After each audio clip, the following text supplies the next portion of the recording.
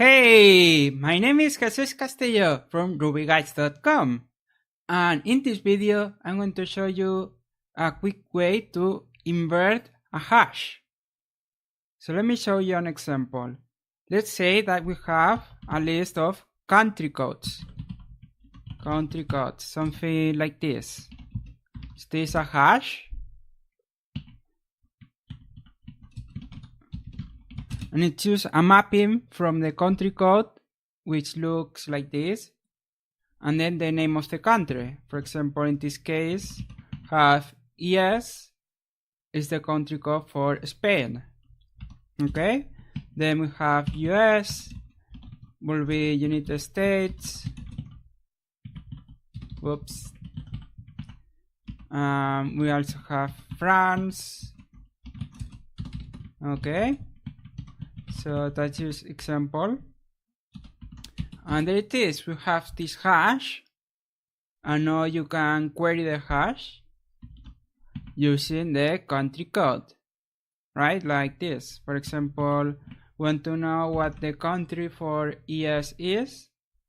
And of course, Spain. But we want to know what the country for FR is. It's France.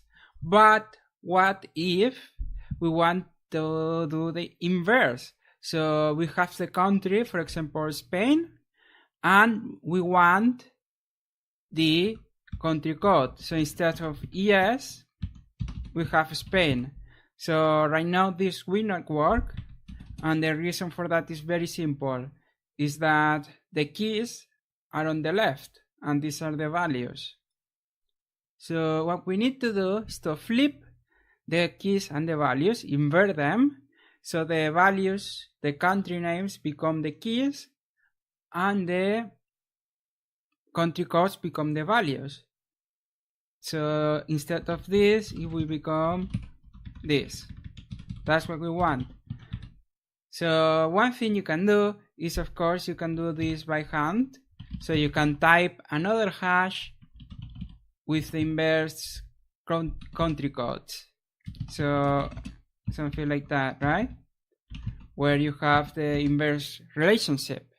But as you can probably imagine, if you have a lot of this, that's not going to be very fun, and you have to maintain two different lists. So if you add one into this list, then you have to also add it into the inverted list, right?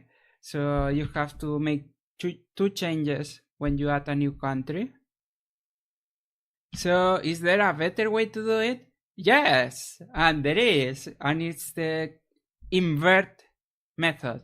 So the hash class, because of course this is a hash, and we know because these brackets and the key value pairs, the hash class has the invert method.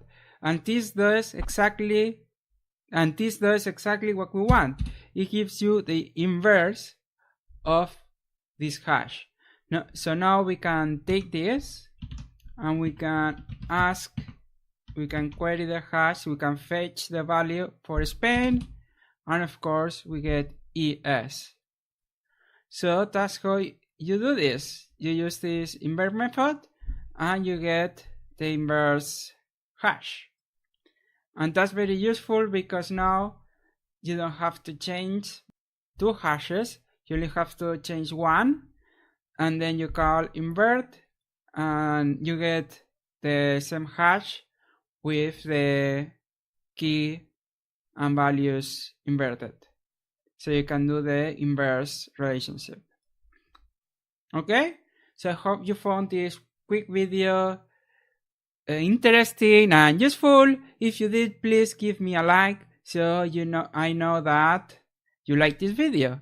And if you haven't yet subscribed to the channel, please do that now, so you don't miss more videos like this to help you keep improving, keep growing your Ruby skills.